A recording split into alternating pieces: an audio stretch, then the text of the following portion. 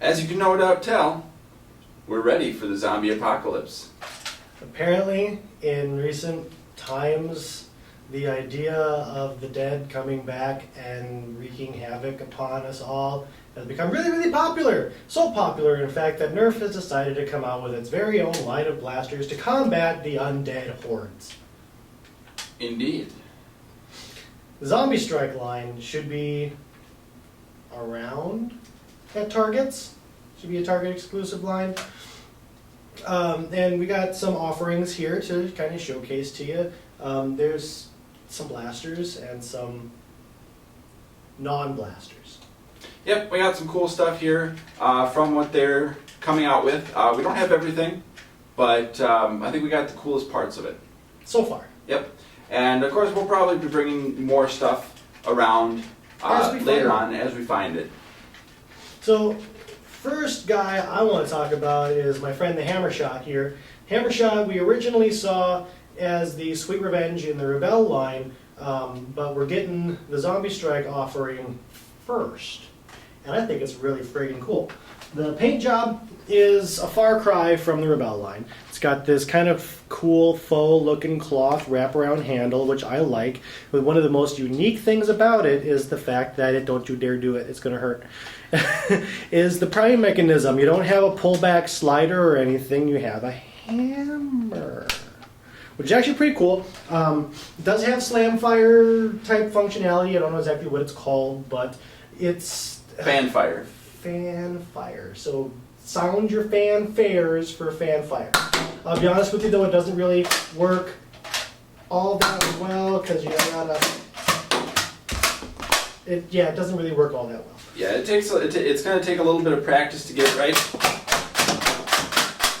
You know, it works in theory. You can do it. It's just going to take somebody to figure out the proper technique to make it work well. Figure out what the best practice is. It is an advertised feature. It does say it on the box and in the manual that you do have the option of firing it this way. It's not going to hurt your blaster, might hurt your hand, and it might just cause your darts to poop out, but it happens.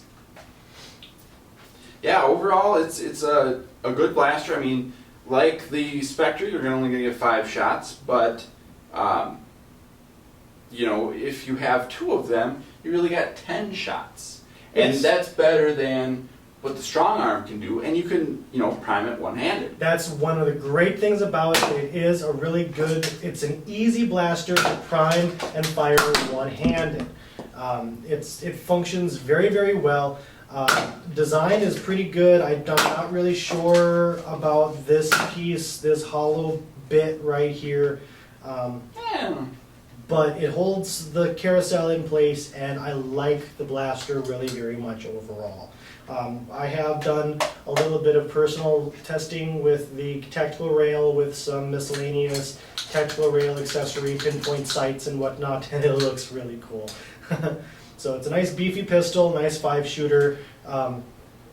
Can easily become a staple in any arsenal. I see it working really well in wars, easy to reload, quick to fire. It's a fun blaster.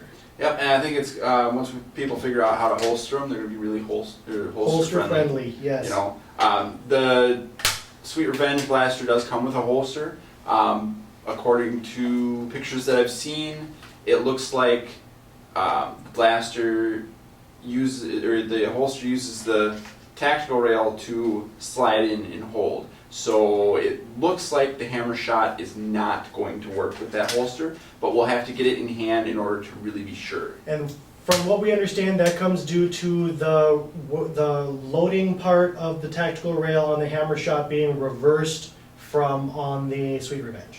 Yep. Another thing to note on the Hammershot, it's got a hair trigger. It's got a pretty hair trigger, so yeah, you don't have to press the trigger down nearly at all to get it to fire. I found that out on accident. Yeah, but the trigger pull is nice and short, so you know that makes for quick firing and you know a good decent feel. Satisfaction overall. Yep, and you know I mean the handle is solid. Reaching up to grab the hammer isn't too difficult. It's not. It takes a little bit of practice because you're not used to it. You're not used to it. So once you get a few rounds into it, oh, okay, this is how it works. Okay, this is pretty nice. I like this, and I do like it a lot. I wouldn't say that this would replace my strong arm in any way, shape, or form, but as a secondary sidearm, this is, still not a scalp, but it's honestly, I could see having like 4 or 5 of these things on you, and just strap you into a bandolier or something, and just have them on you, and just pull them out, and just go after somebody, Yes. Hammershot, fantastic. Yes. There's some other kitschy little things before we get to the other blaster. They're coming out with for the ZombieStrike line. There's a Machete, and there's some of these things. We saw some of these throwy things come out similarly to with the Super Soaker line. This one is very, very reminiscent of the Super Soaker thing, the little bomb things. Very squishy, rubberized foam. No holes in it, but that's okay. You're not putting it in water. And this is a brick. It's a brick wrapped in a bandage. How cool is that? A brick you can actually throw at your friend and it's not gonna like break things. Nope. We haven't had any problems with. We've been chucking them around for quite a while now, and we haven't broken anything yet. No, they're fun. So we have those two. There's also a pack that has what looks like half of a football with maybe some dynamite shoved inside of it, not sure, and a spinning saw blade gear looking thing.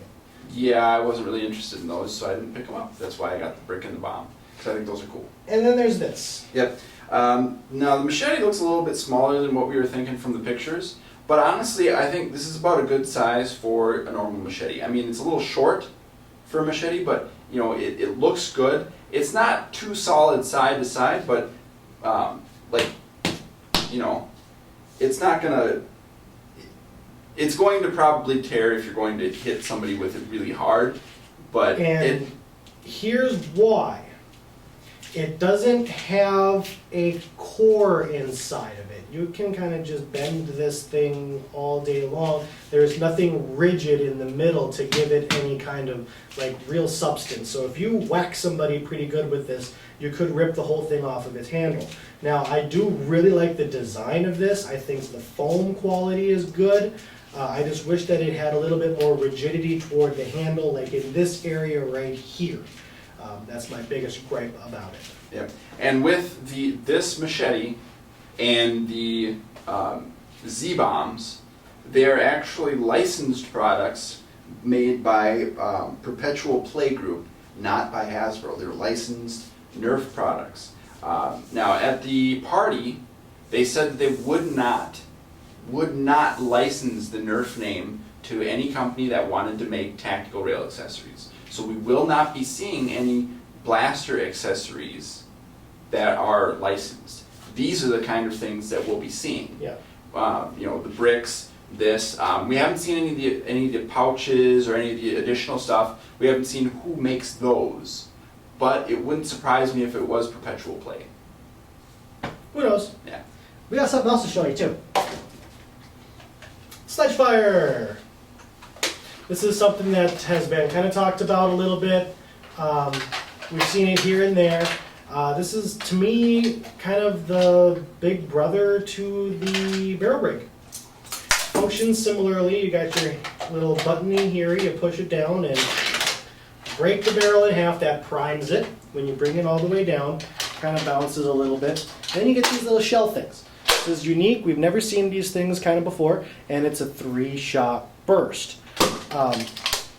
You load it in there, it kind of clicks in place, and then slap it up, or you can just push it up, and you're ready to fire. There's only one air chamber in it to fire all 3 darts simultaneously. It will not fire darts individually, and we have done some testing, and we found that the original Streamline darts will not fire in these. They will not fire at all. Nope. The pegs inside are too long, and honestly, I think taking the pegs out of these things would be really hard, and if you manage to mangle it up too much, it's going to be detrimental to the functionality of the blaster. Now, one other thing that I'm going to note personally, I think because it's using one air chamber to fire all 3 darts, you don't get that much power. This thing is not supposed to get elite ranges. You probably get closer to like an older end strike blaster. Yep. And like I just did, you can shoot single darts or 2 darts out of the shell if you really want to. Yes. But the thing is, you're not going to get too much of an important performance increase the reason I think that is because the air restrictors, there's 3 air restrictors in here, and once you fire it, it's only going to let so much air out before the dart pushes forward. Yeah. So you're going to get a moderate performance increase, but it's probably not worth firing a single dart out of here. If you're going to use these in play, it's probably going to be a close quarters, last ditch effort type thing. Yep, kind of more like a traditional, shotgun.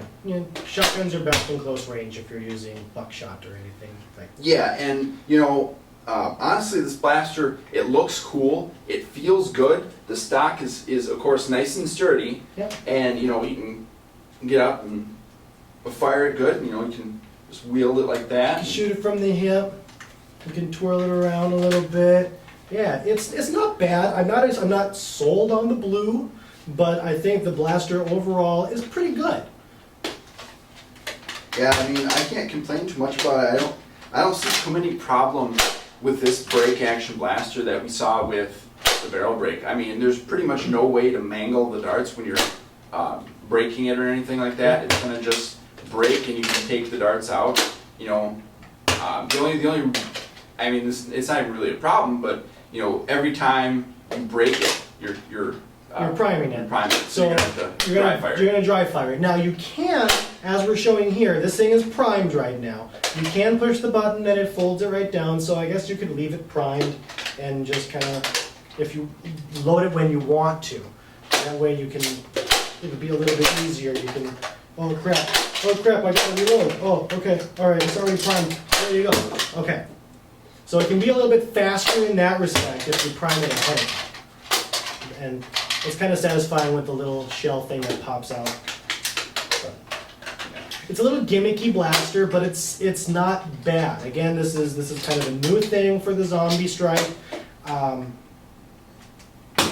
It is what it is. It's pretty cool. And one thing that I'm thinking pretty much everybody is hoping for is that they're going to sell the shells separately. I really wish they do, because you only get 3 with it. It'll hold 3 in the stock, but after that, then you have to try and reload all of them. What would be kind of nice is if they had a ZombieStrike bandolier kit that maybe came with a couple of these, and with a bandolier that's been modified a little bit to be able to hold these nicely in there. So absolutely. And with the storage in the stock like it is, you can have like 2 empty. I got this one full here. So when you're playing, you load this one in, you're ready to go. You can travel around picking stuff up and replacing the darts in your shells, and you're ready to fire if you got to. Yep, you can shoot from the hip pretty easily, and with the storage in here, you got your 3 little, they kind of alternate back and forth. It is kind of designed with the stoppers and the little ridge on the bottom of the cartridge to be stored face up, and that adds for a little bit easier loading of the shells. You can put them down, but you notice it goes all the way through down, all the way through here. So it stops right there, and then it goes all the way through. So either way, this is a little bit more secure and allows for easier reload. Yep. And with the ZombieStrike blasters that have come out, or that are come out, the Sledgefire and the Hammershot, you're going to be paying a little bit more for the exclusivity of them being target-only blasters. And the rest of the line that's coming out in spring is going to be, at most retailers. Most to all retailers. Yeah. So we'll have to wait to see when those come out. Hopefully we'll get them. We'll be able to get them early, like we did with this year's releases for spring. So. But yeah, ZombieStrike first looks pretty cool. They look a lot cooler than zombies themselves. Yeah, and a lot of people are poo-pooing the blasters that are coming out after these. But I don't think it's really necessary. We just have to wait and We see have to wait what to they're see what going they're to gonna be. be. Yeah. I mean, don't kill the messenger before the message has even been delivered. Yeah, we can't really know what kind of performance or mechanical